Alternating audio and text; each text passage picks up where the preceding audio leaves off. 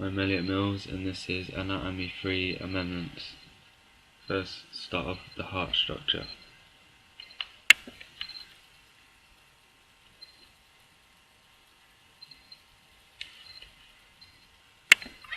The ventricle is one of the two large chambers that collect and expel blood received from an atrium.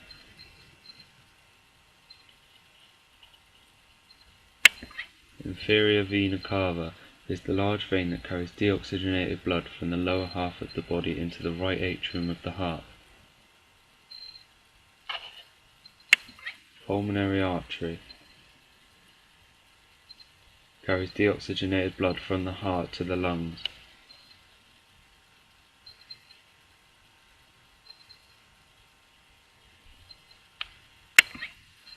Aortic valve. The aortic valve is one of the valves of the heart.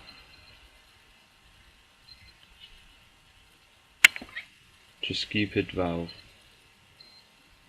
The function of the valve is to prevent backflow of blood into the right atrium. Superior vena cava, vein that carries deoxygenated blood from the upper half of the body to the heart's right atrium.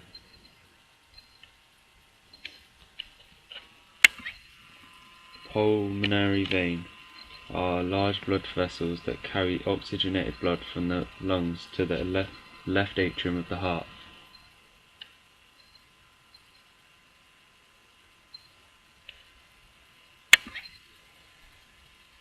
Atrium is a chamber of space where the blood collects. Aorta is the largest artery in the human body. It goes from the left ventricle of the heart to the abdomen. The Tricuspid valve makes sure there is no backflow of blood. The respiratory system.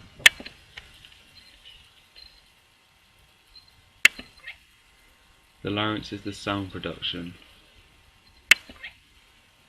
Nasal cavity is a large air-filled space above and behind the nose in the middle of the face.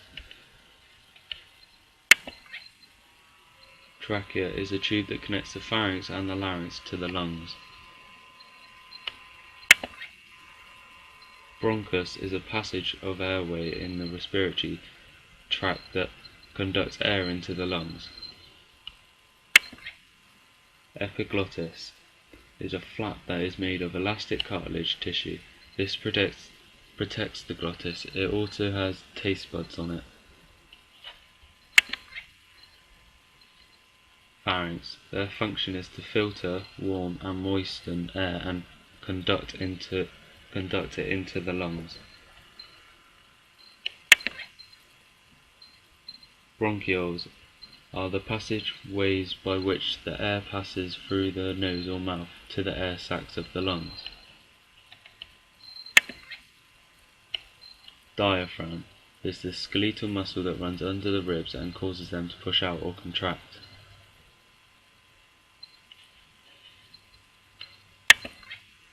Alveoli. These alveoli are located at the ends of the air passageways in the lungs. They help the gaseous exchange. This is Anatomy Assignment 3 PowerPoint. The arteries. The main function of the arteries is to take the blood away from the heart. These mainly transport oxygenated blood, apart from the pulmonary artery. The aorta is the largest of the arteries. It is connected to the left ventricle where it takes the blood from. This then will split into smaller branches. 3 layers of wall are in the arteries. These consist of the tunica adventitia. This is a strong outer covering of the arteries with veins. This also consists of connective tissue. It also contains collagen and elastic fibers. Tunica media. This is made up of smooth muscle and is the middle layer. Also, it contains elastic fibers. You will find that this layer is thicker in the artery than it is in the veins. Tunica intima. This is the main contact with the blood. It is the inner layer. It is made up of elastic membrane and smooth cells. The hollow center is called the lumen. Arterioles Arterioles are mainly in control of the velocity in the blood pressure by regulating the diameter and size. This means they are either tightening up and then opening to force the blood cells through them. The arterioles are made up of muscular walls. There are two layers. Both of these layers are made up of smooth muscle.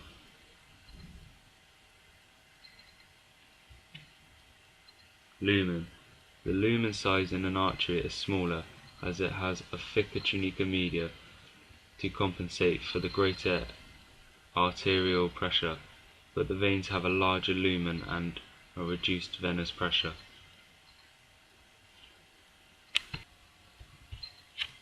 Capillaries. Out of all the blood vessels, the capillaries are the smallest of the network. Over the muscle they spread around in a big network. These are very thin walls and they are made up of endothelial cells. This allows exchanges through the wall easier. Capillaries are extremely small, measuring at 5 to 10 micrometers in width, but the cross-section is larger, so this allows fast and efficient transport of red blood cells to the needed place. The main function of the capillaries are to exchange gases such as oxygen and carbon dioxide. Veins. The majority of veins carry deoxygenated blood back to the heart, except from the pulmonary vein, which carries oxygenated blood back to the heart from the lungs. These are made up of three layers. First, the tunica adventita. This is the stronger outer covering of the wall of the veins and arteries. It is made up of connective tissue along with collagen and elastic fibers. These parts allow the veins and arteries to stretch in order to stop overexpansion due to the pressure from the blood flow on the walls. Tunica media, the middle layer of the walls of arteries and veins. It is made up of smooth muscle and elastic fibers. This layer is thicker in the arteries than in the veins. Tunica intima, the layer of arteries and veins. Veins do not contain the elastic membrane lining that is found in arteries. In some veins, the tunica intima layer also contains valves to keep blood flowing in a single direction. Other than that, they are the same as the arteries. Veins have valves because the venous pressure alone is not enough to send blood back to the heart, whereas arteries gain the pressure from the heart pumping. Venules. Venules are small blood vessels which are the connection from the capillaries to the large veins. This allows the blood to return from the capillary beds to the veins. These are made up of these three layers, with the inner layer, which is endothelium, made up of endothelial cells that then act as a membrane. The middle layer, which is muscle and contains elastic tissue, but these are thinner walls than the arterioles. This means that the fluid and blood cells can move freely and easily through their walls. Then the outer layer, which is fibrous connective tissue. Circulatory system. The circulatory system is the thing that controls the transportation of blood around the body using all of the above slides. The main function for the blood to get around the body is to get oxygen to the working muscles.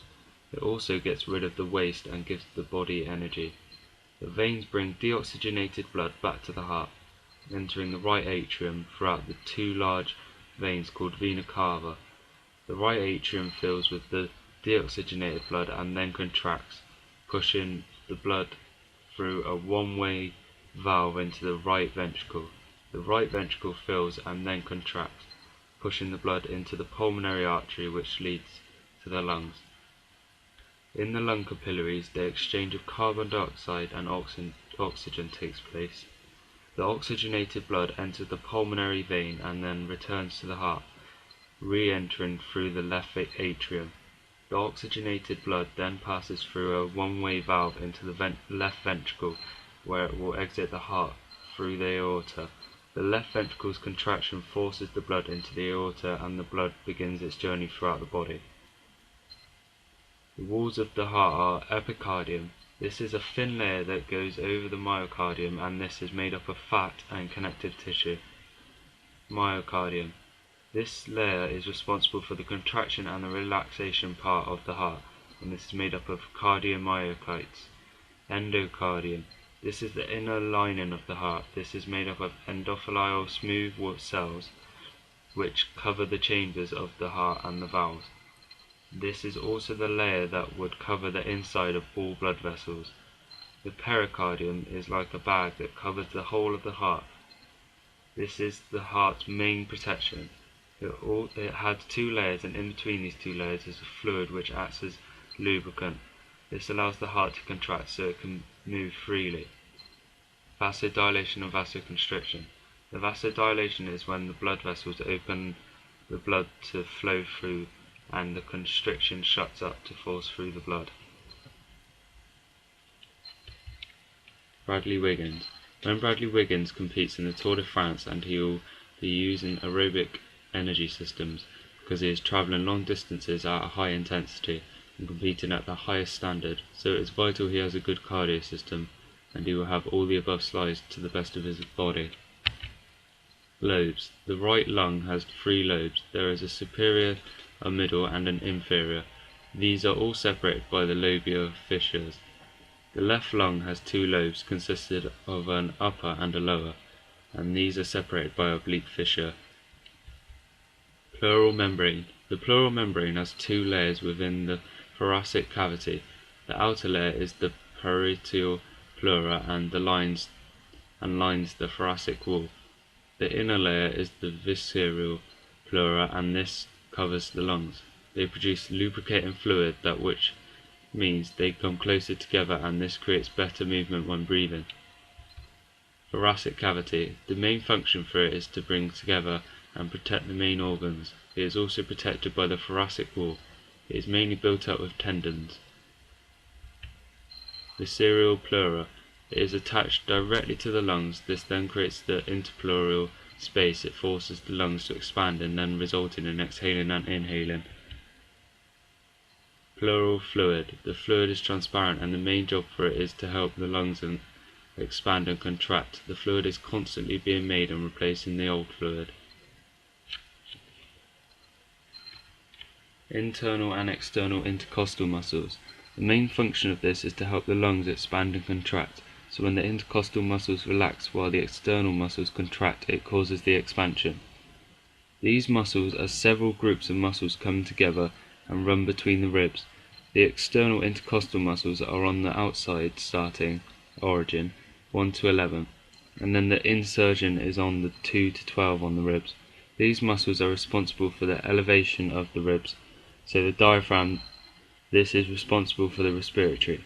The internal intercostal muscles are responsible for the depression of the ribs, so the origins of these muscles are the ribs at 2 to 12 and the insertion from 1 to 11. How the oxygen molecule goes around the body. First, when breathing, the oxygen goes into your lungs and down into alveoli, and then this will filter through into the bloodstream and goes into the red blood cells that carry the oxygen molecules. This then goes into the mitochondria, and this then supplies ATP energy into the working muscles.